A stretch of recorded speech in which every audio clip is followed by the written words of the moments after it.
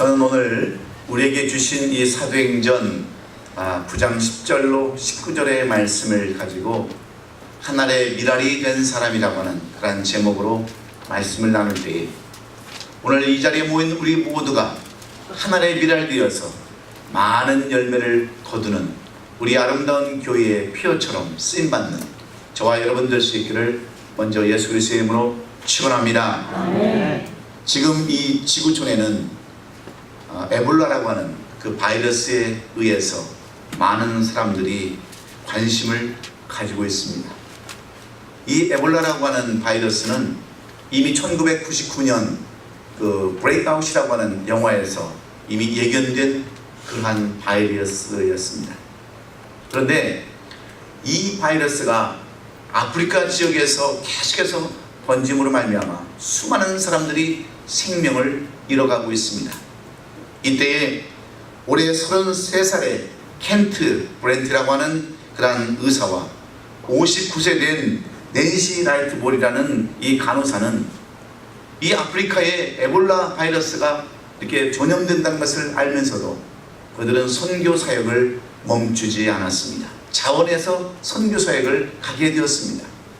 그리고 그들도 결국 감염되어서 죽음의 문턱에 서게 되자 우리가 잘 아는 빌리 그레함 목사님 아들인 그 빌리 프랭클린 그레함이 그 세웠던 사마리아의 지갑이라고 하는 그러한 단체에서 파송한 이들을 어떻게 하면 저들을 구할 수 있을까 해서 미국에 있는 질병의학계에 문의했습니다.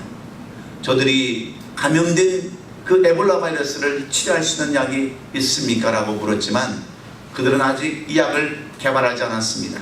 단지 이 미국이 위대한 것은 앞으로 세계전쟁이 있을 걸 예비해서 미리 만들어 놓은 그러한 약이 하나 있었는데 그것은 바로 GMAP이라고 하는 그러한 약입니다.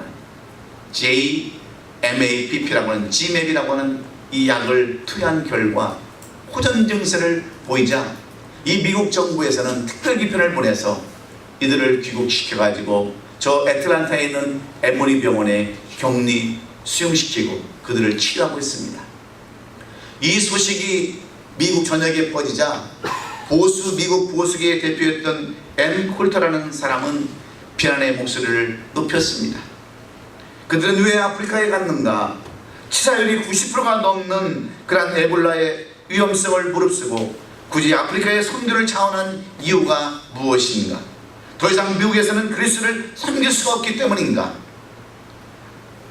이 미국에서는 매년 1만 5천 명이 살해되고 3만 8천 명이 약물과다 복용으로 죽는가 하면 40% 이상의 미혼모의 자녀들이 태어나고 있는 이 범죄의 원상인 이 미국을 왜 그들은 마다하고 피하고 그 먼 아프리카에 가서 그 사역을 하며 또 에볼라 바이러스라고 하는 그 무서운 질병을 이 미국에 가져오는가 하면서 비난을 퍼부었습니다. 그러자 미국의 최대 개신교단인 남침례교 신학교 총장이었던 알버트 몰러 박사는 이 앤 쿨트의 비판에 대해서 이렇게 반박의 성명을 내었습니다. 이 선교사들은 미국을 유면하고 제3세계를 숨어 들어간 것이 아닙니다. 그들은 예수님의 명령인 이 땅끝까지 복음을 증거하라고 하신 그 말씀에 순종해서 하늘의 미랄처럼 썩어져 많은 열매를 맺고자 자신의 생명을 돌보지 않냐고 헌신의 삶을 자원한 사람들입니다. 하면서 그들이 오히려 에볼라 바이러스에 감염되어 온 그들에게 칭찬을 아끼지 않았습니다. 사랑하는 우리 성도 여러분, 훌륭한 신앙인은 무엇으로 그 신앙인의 모습을 알 수 있습니까? 우리는 그 무엇으로 그 사람의 신앙과 인격과 됨됨이를 구분해 볼 수 있습니까? 그것은 그 사람에게서 나타나는 열매로 그 사람의 신앙의 인격과 됨됨이를 발견할 수 있습니다. 잎만 무성하고 열매가 없다고 한다면 결국에는 책망을 받고 말라져 불살르는 운명에 처할 수밖에 없습니다. 열매는 없고 가시만 무성하면 남을 찌르고 상처를 줄 수밖에 없습니다. 그래서 그 사람의 인격과 신앙은 그 사람에게 얼마나 이 인격의 열매, 신앙의 열매가 있느냐 없느냐에 달려있다고 해도 과언이 아닙니다. 그런데 우리 신앙인들에게도 있어야 할 귀한 열매가 있습니다. 여러분들은 그 열매를 뭐라고 생각하십니까? 그 열매는 다름 아닌 전도의 열매입니다. 천하보다 귀한 한 영혼을 위하여 땀과 수고와 노력을 아끼지 아니하고 예수 그리스도의 복음을 전하는 것처럼 주님을 기쁘시게 하는 이 일은 없기 때문입니다. 이것보다 아름답고 가치 있는 일이 우리 그리스도인들에게는 없기 때문입니다. 하나님께서 우리를 택하시고 부르신 이유는 우리로 하여금 모든 사람들에게 예수 그리스도를 전파하기 위함이요, 이것이 바로 복음의 사역입니다. 그래서 요한복음 15장 16절에는 이렇게 요한이 기록해 놓았습니다. 너희가 나를 택한 것이 아니요 내가 너희를 택하여 세웠나니 이는 너희로 가서 열매를 맺게 하고 또 너희 열매가 항상 있게 하여 내 이름으로 아버지께 무엇을 구하든지 다 받게 하려 함이라. 무슨 말씀입니까? 하나님께서 우리를 부르셔서 하나님의 자녀 삼아 주신 것은 바로 우리로 하여금 이 예수 그리스도를 전하게 하고 이 예수 그리스도를 통해서 우리가 더 풍성히 많은 것을 얻게 하기 위함인데, 그래서 우리가 전도하는 사람들이 모든 것을 구하면 다 받게 하려고 약속하신 그러한 약속의 말씀이 바로 요한복음의 말씀입니다. 뿐만 아니라 건강한 육신과 물질을 주신 이유는 다 하나님의 영광, 즉 그리스도의 사역을 위해서 주셨음을 우리가 깨닫고 살 때에 우리는 아름다운 열매를 맺는 하나의 미랄이 되는 줄로 믿습니다. 오늘 이 본문의 말씀 사도행전 9장 10절로 19절의 말씀도 동일한 말씀입니다. 바로 직가에 살던 한 사람, 바로 아나니아를 우리에게 소개함으로 말미암아 아나니아가 어떻게 하나님의 미랄되어서 그렇게 큰 열매를 거둘 수 있었는가. 오늘 성경은 이 아나니아를 우리에게 소개하면서 우리도 이 아나니아처럼 하나님의 미랄이 되어서 많은 열매를 맺는 그러한 삶을 살기를 원하여서 오늘 이 말씀을 우리에게 주신 줄로 믿습니다. 오늘 본문에 보면 다메섹이라는 곳에 아나니아라는 한 제자가 살고 있었습니다. 그 어느 날 그가 환상 중에 주님의 음성을 듣게 됩니다. 예수 믿는 사람들을 핍박하고 잡아가두는 사울을 찾아가서 그에게 안수하여 눈을 뜨게 하고 세례를 베풀어 하나님의 뜻을 알게 하라고 하시는 주님의 음성이었습니다. 우리가 잘 아는 사도 바울 이전에 사울은 어떤 사람이었습니까? 예수 믿는 사람들을 정말 잡아다가 가두고 매를 때리고 못살게 구는 사람이 바로 사울이었습니다. 우리 그리스도인들에게, 당시 그리스도인들에게 있어서 사울은 원수와 같은 그런 존재였습니다. 그런데 이 아나니아가 기도하는 중에 하나님의 세미한 음성을 듣습니다. 너는 가서 지금 저 직가에 그 요한이라고 하는 유대라고 누구죠? 그 직가에 가면 그 한 사람이 있는데 그 사람의 집에 가서 있는 그 사울을 보고 그에게 안수해서 눈을 뜨게 하고 성령 충만받게 해서 하나님의 그리스도의 일꾼으로 사용하라고 하는 그러한 명령을 받습니다.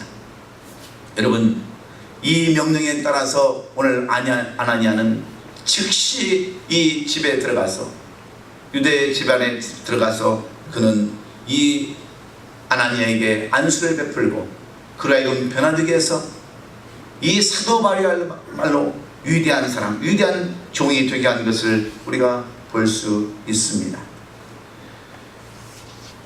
사랑하는 성도 여러분, 예수 믿는 사람을 잡아가두고 핍박하던 사람이 변하여 도리어 예수를 증거하는 그러한 위대한 종이 되었다고 한다면 그것처럼 큰 축복이 어디에 있겠습니까? 쓸모없는 인간이 필요한 사람이 되었다고 한다면 이처럼 큰 열매가 어디에 있겠습니까? 마치 하나의 미랄이 땅에 떨어져 죽으면 수많은 열매를 맺는 나무가 되듯이 한 영혼을 귀히 여겨 위대한 종으로 만든 이 아나니아말로 오늘 우리가 본받아야 할 그러한 인물임에 틀림이 없습니다. 그렇다면 이 아나니아는 어떤 사람이었기에 하나님께서는 이런 아나니아를 통해서 사울을 변화시켜서 바울의 삶을 살게 하는, 그리고 위대한 하나님의 종으로, 그렇게 쓰임받는 종으로 사용되게 하는 그러한 모태가 되었을까? 우리는 오늘 주시는 이 말씀을 깊이 묵상하면서 우리도 이 땅에 잠시 왔다가는 남의 삶을 살지만 하늘의 미랄이 되어서 큰 열매를 거둘 수 있는 저와 여러분 될 수 있기를 예수님의 이름으로 축원합니다. 오늘 아나니아라는 사람은 그렇게 유명한 사람도 아니었습니다. 그렇다고 많이 쓰임을 받았던 사람도 아닙니다. 많이 활동을 했던 사람도 아닙니다. 그저 그 이름 그대로 여호와는 은혜로우시다, 하나님께서 보호하신다고 하는 아나니아의 뜻대로 그 이름만 갖고 우리처럼 평범한 삶을 살았던 사람이 아나니아입니다. 그러나 하나님께서 이 아나니아 사람을 통해서 엄청난 일을 하게 하셨습니다. 그 누구도 감히 흉내낼 수 없는 성경의 역사상 가장 중요한 일을 하게 하셨습니다. 사울이라는 사람을 사도 바울로 변화할 수 있도록 마치 한 영혼을 잉태한 산모의 역할을 이 아나니아로 감당하게 하셨습니다. 그렇다면 이 아나니아가 왜 하나님의 이러한 음성을 들을 수 있었을까요?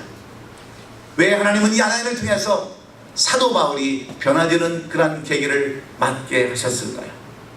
오늘 우리는 이 아나니아의 성품과 인격을 살펴보면서 그가 어떻게 하나님의 미랄이 될 수 있었는가 살펴보면서 우리의 삶에 적용하고 우리도 오늘 이 한 주간을 살면서 하나님의 미랄 되기를 예수님의 이름으로 축원합니다.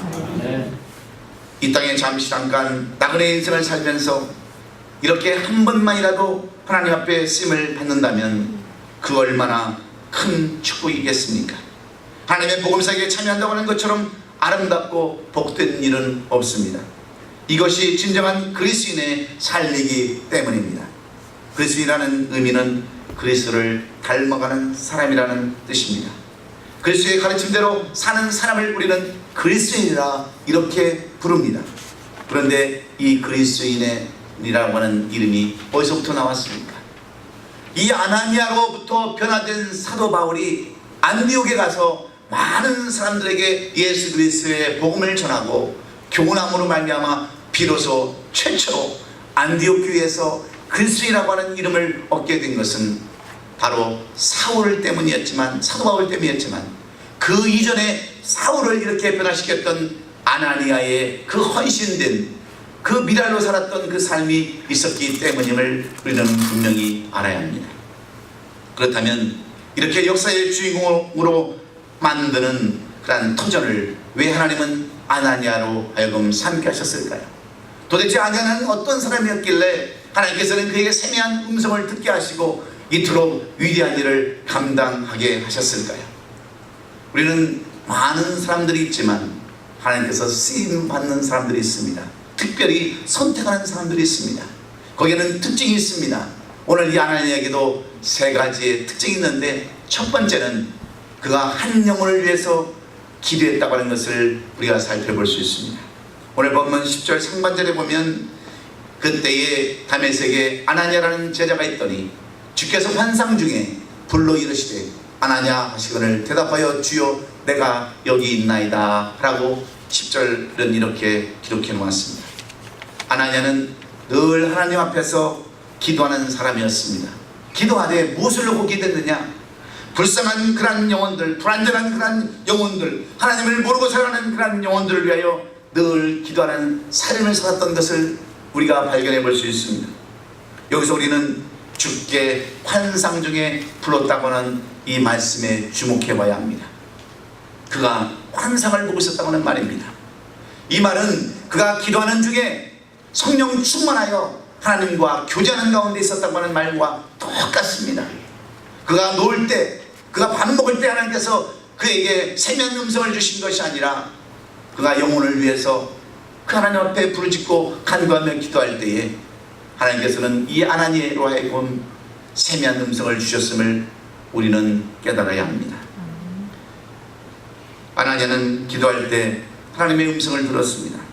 자기의 유익과 간구 때문에 부르짖은 것이 아니라 구원에 이르지 못하는 불쌍한 영혼들을 위해서 늘 기도했을 때 하나님께서 이런 사람들에게 특별한 귀한 사명을 맡기셨습니다. 그리고 환상 중에 세미한 음성을 들려 주셨습니다. 우리말에 뜻이 있는 곳에 길이 있다고 하는 말이 있습니다. 우리가 영혼 구원의 뜻을 가지고 있으면 하나님께서 그 영혼 구원의 길을 열어주신다고 하는 말과도 같습니다. 사랑하는 성도 여러분, 여러분이 진정 하나님 앞에 쓰임받기를 원하십니까? 여러분이 정말 하나님의 미랄이 되기를 원하십니까?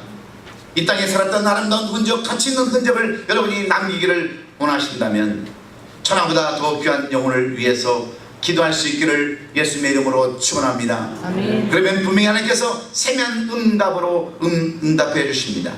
하나님께서는 기도에 합당한 사람을 붙여주시고 그 사람을 통하여 영광 받으실 줄로 믿습니다. 그래서 하나님께 쓰임받는 사람들의 특징은 종종 남들이 듣지 못하는 하나님의 음성을 듣는 경우가 너무나도 많이 있습니다.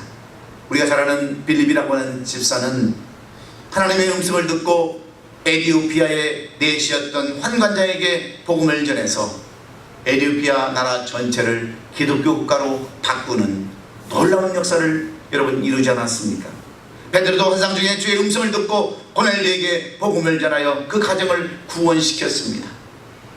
복음에 열정을 가진 사람들에게 하나님은 음성을 주시고 그들 하여금 구원에 이르게 하는 역사를 해주신다는 것을 우리는 봅니다. 뿐만 아니라 구약에 나오는 엘리야는 우상을 섬기고 하나님을 대적하는 아합과 바알 선지자들과 아사라 선지자들과의 싸움에서 홀로 기도했을 때에 하나님께서는 그의 기도를 들으시고 하늘에서 불을 내려서 살아계신 하나님을 증거케 하셨음도 우리는 이미 구약 성경을 통해서 이미 보았습니다. 하나님을 알지 못하여 우상을 섬기고 짐승처럼 살아가는 영혼들을 위해서 기도하는 하나님의 종들에게 하나님은 귀한 영혼을 맡겨주신다는 것입니다. 여러분, 정말 여러분들이 하나님 앞에 쓰임받기를 원하세요? 여러분들이 정말 하나님을 기쁘시는 일을 여러분 살기를 원하십니까? 그것은 영혼을 위해서 기도하는 것입니다. 저 지옥을 향하여 달려가는 불쌍한 영혼들, 하나님을 알지 못해서 하나님을 대적하고 짐승처럼 살아가는 저 사람들을 위해서 불쌍히 여기는 마음으로 그 영혼을 위해서 기도하는 마음을 가질 때 하나님은 그런 사람들에게 이 전도의 열정을 허락해 주고 복음의 열정을 허락해 주심으로 하나님의 일을 감당하신다는 것을 여러분 기억하시므로 여러분 모두 다 기도할 수 있기를 주의 이름으로 축원합니다. 아멘. 한 영혼의 관심을 가지고 그 영혼을 위해서 눈물 뿌려 기도하는 우리 얼마인 아름다운 교회 성도 될 수 있기를 예수님의 이름으로 축원합니다. 아멘. 두 번째로 하나님께서 어째서 그 수많은 사람들 중에서 이 아나니아를 통하여 사울을 변화시켜서 바울의 삶을 살게 하셨는가? 그에게는 순종하는 마음이 있었기 때문입니다. 10절 하반절에 보면 그때에 다메섹에 아나니아라는 제자가 있더니 주께서 환상 중에 불러 이르시되 아나니아야 하시거늘 대답하되 주여 내가 여기 있나이다 그랬습니다. 예수님께서는 이 아나니아를 불러서 사울을 변화시키고자 세미한 음성을 주셨습니다.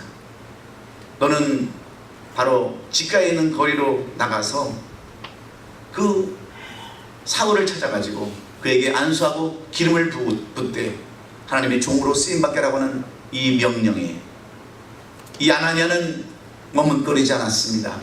이유되지 않았습니다. 오늘 장로님 기도하시는 것처럼 요나처럼 불순종하지 않았습니다. 다시스로 도망가는 삶을 산 것이 아니라 주님 내가 여기 있습니다. 내가 바로 행하겠습니다라고 그 즉시 순종함으로 말미암아서 사도 바울은 이 아나니아의 기도를 받고 눈에 가렸던 비늘이 벗겨지며 성령 충만 받고 그가 변화되어서 이 초대교회를 수없이 많이 세우고 성경 열세권을 기록했으며 많은 성도들에게 예수 그리스도를 전했던 위대한 종으로 탄생시킬 수 있는 위대한 미랄이 된 것을 우리는 기억해야 합니다. 물론 이 사울에 대해서 아나니아는 그의 소문을 다 들었습니다. 예루살렘에서부터 그는 악하여 많은 사람들을 잡아다 가둔다고 하는 것, 우리 믿는 형제들을 어렵게 하고 힘들게 한다는 것을 다 알았습니다. 마치 요나가 자기 백성들을 괴롭혔던 저 느니네 백성들, 니네 사람들을 싫어해서 도망갔던 것처럼 하지 아니하고 그는 오히려 그 말씀에 즉시 순종해서 지가라는 곳에 가서 바로 이 일을 행했을 때에 이 사도 바울은 여기서 변화되어서 위대한 하나님의 종이 되었음을 우리는 알아야 합니다. 사랑하는 성도 여러분, 누가 한 영혼을 귀히 여기는 사람입니까? 어떤 사람이 쓰임을 받는 사람입니까? 어려워도 힘들어도 싫어도 하나님의 말씀에 순종하는 사람, 그런 사람을 하나님께서는 택하시고 그런 사람에게 세미한 음성을 들려주시며 그런 사람을 하나님의 미랄로 사용하게 하시는 줄로 믿습니다. 하나님께서 말씀하시면 그 즉시 순종하는 사람이 귀히 쓰임 받는 사람입니다. 내 의견에 매이지 아니하고 내 감정에 따르지 아니하고 비록 내가 손해를 보고 어려움이 올지라도 하나님의 말씀에 순종하며 따르는 사람들입니다. 그래서 예수님은 우리들에게 꼭 하라고 명령하신 말씀이 있습니다. 바로 영혼 구원을 위한 전도의 명령입니다. 마가복음 16장 15절에 또 이르시되 너희는 온 천하에 다니며 만민에게 복음을 전파하라 하신 말씀이 우리 주님의 명령이십니다. 또한 디모데후서 4장 2절에 너는 말씀을 전파하라. 때를 얻든지 못 얻든지 항상 힘쓰라. 범사에 오래 참음과 가르침으로 경책하며 경계하며 권하라 하신 말씀이 우리 주님께서 우리에게 명령하신 명령입니다. 여러분은 이 명령에 얼마나 순종하셨습니까? 여러분이 한 영혼을 위해서 얼마나 눈물 뿌려 기도하며 이 말씀대로 행하기를 여러분 원하셨습니까? 여러분이 사업의 어려움을 겪고 계십니까? 여러분 가정의 어려움을 겪고 계십니까? 여러분 인간관계의 어려움을 겪고 계십니까? 그렇다면 여러분 한번 이 영혼 구원을 위해서 한번 순종해 보십시오. 안 믿는 사람을 찾아가서 예수를 증거하고 저 지옥길로 향해 달려가는 영혼들을 위해서 전도의 삶을 살아보십시오. 하나님께서는 그 사람들에게 더 많은 열매를 주시고 하나님께서 구하는 모든 것을 다 응답해 주신다라고 분명하게 약속하고 계시기 때문에 그렇습니다. 그래서 저는 이 비밀을 깨달았어요. 우리 교회가 사는 길, 우리 교회가 부흥하는 길, 그 길은 오직 예수 그리스도가 우리에게 명령하신 이 전도의 사명을 감당한다는 것을 저는 분명히 알았습니다. 그래서 순종하는 삶을 살아야 되는 거예요. 순종이 얼마나 우리에게 중요한지 모릅니다.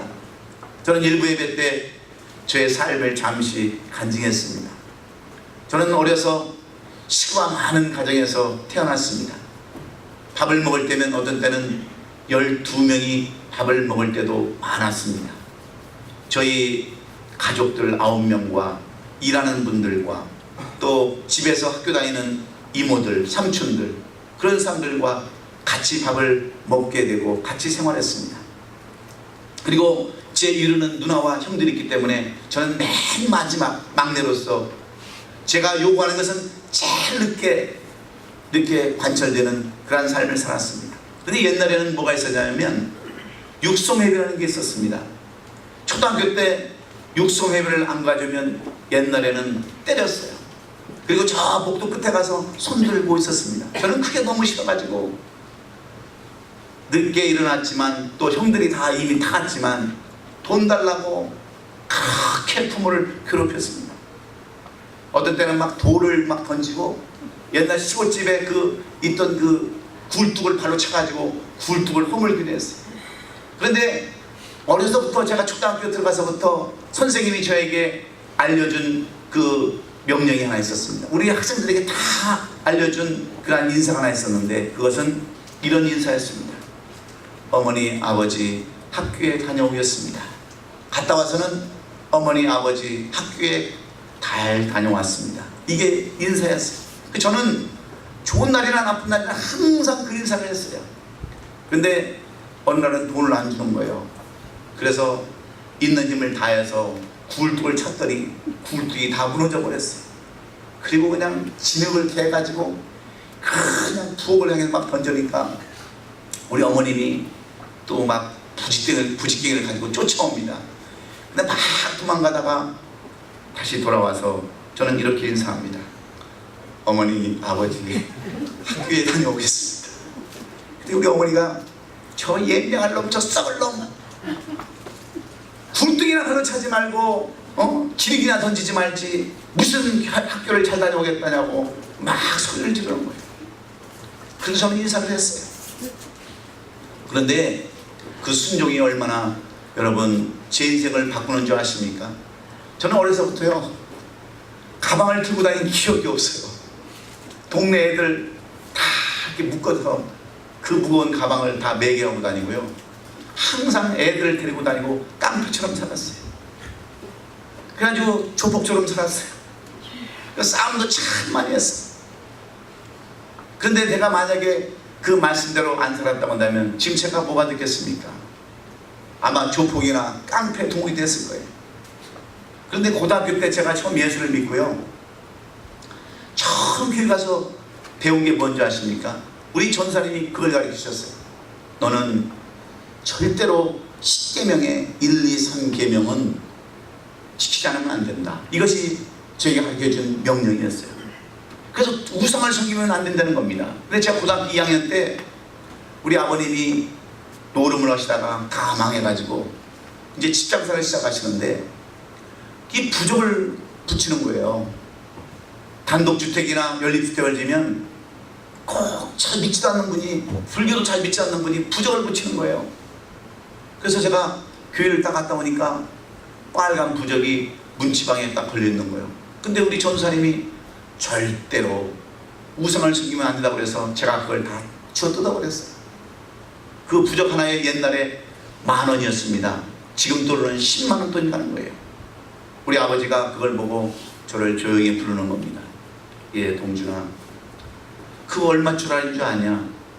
그 비싼 거를 갖다 붙여서 집 잘 팔리라고 붙여놨는데 네가 그걸 다 쥐어 뜯어버리면 어떡하느냐?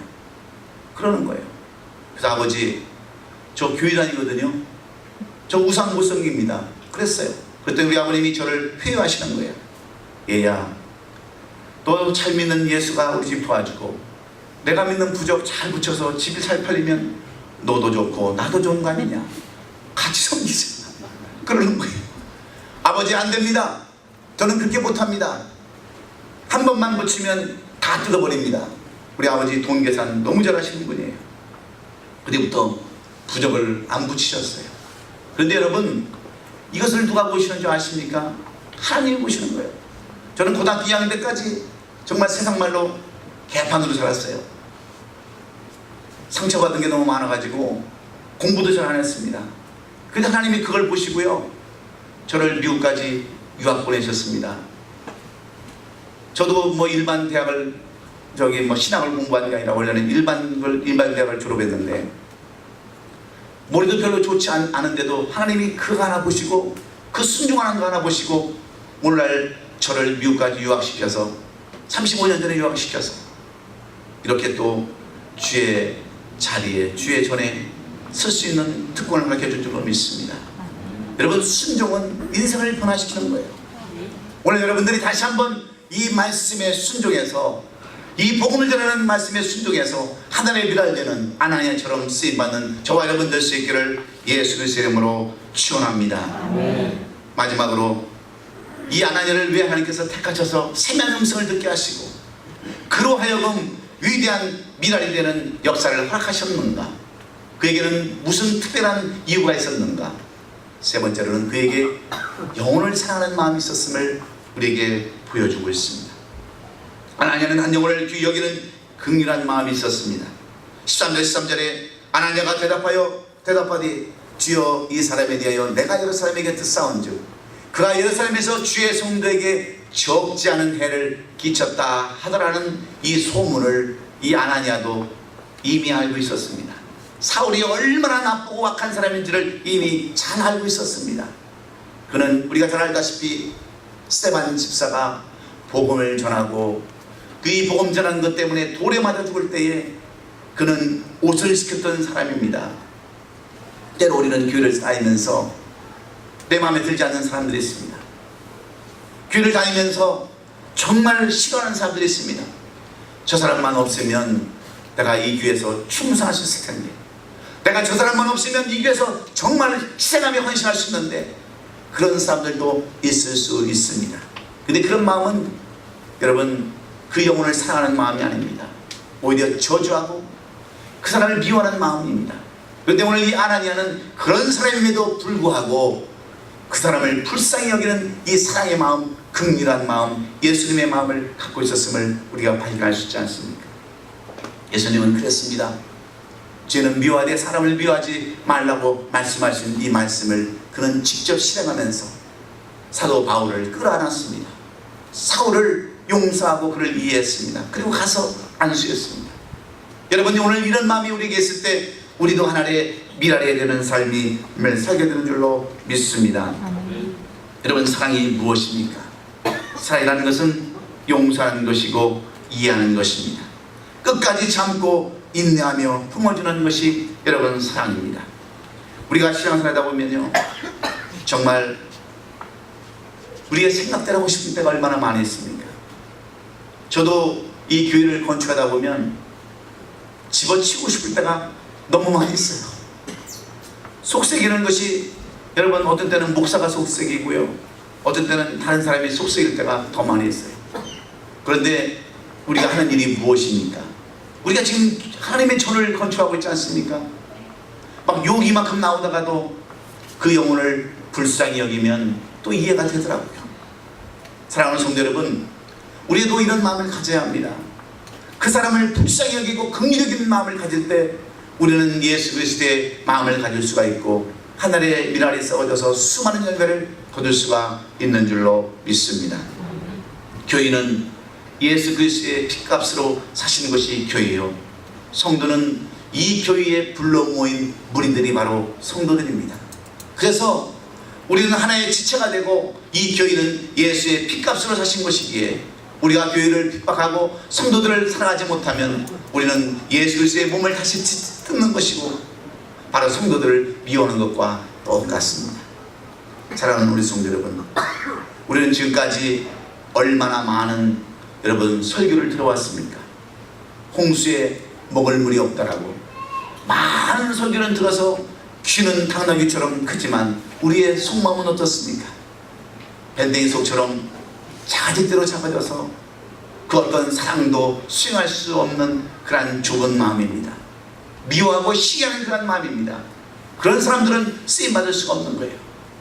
여러분, 내가 좀 불편하더라도, 내가 좀 싫어도, 내가 좀 마음에 안 들어도 그 영혼을 불쌍히 여기는 마음으로 우리 성도를 사랑하고 이웃을 사랑하고 내 원수를 사랑하는 그러한 마음을 가질 때에 바로 하나님은 여러분들을 하나님의 미랄로 쓰셔서 여러분을 전도하는 인생으로, 여러분을 복받는 인생으로, 쓰임받는 인생으로 사용되게 해줄 줄로 믿습니다. 아멘. 성경 전체 66권의 핵심은 바로 영혼 구원에 있습니다. 우리 교회가 존재하는 목적도 영혼 구원에 있습니다. 하나님의 미랄 이어서 수많은 영혼들을 주 앞으로 인도할 수 있는 우리 성도들이 되시려면 먼저 우리는 기도하는 사람이 되어야 합니다. 기도하지 않고는 성령의 음성을 들을 수도 없을 뿐더러 이 위대한 일을 감당할 수 없기에 이제 더욱더 기도에 힘쓰는 우리 얼바인 아름다운 교회 성도들이 될 수 있기를 예수님의 이름으로 축원합니다. 그리고 순종하십시오. 교회를 통해서 주시는 이 주님의 음성에 순종함으로 나도 영혼을 불쌍히 여기고 전도할 수 있는 그런 마음에 순종하는 여러분 되시고 사랑하는 마음을 가지셔서 정말 하나님이 내가 너를 부르시고 쓰시겠다고 하는 이 거룩한 하나님의 사역에 우리 모두 다 동참하는 얼바인 아름다운 교회 성도들이 될 수 있기를 주의 이름으로 축원합니다. 기도하지 못했다고 한다면, 순종하지 못했다고 한다면, 사는 마음이 없었다고 한다면 오늘 이 십자가 앞에 여러분 자신을 내어놓고 회개하며 주님을 다시 한번 영접하고 주 안에서 화평과 기쁨을 얻는 우리 얼바인 아름다운 교회 성도들이 될 수 있기를 예수님의 이름으로 축원합니다. 축원합니다. 기도하겠습니다.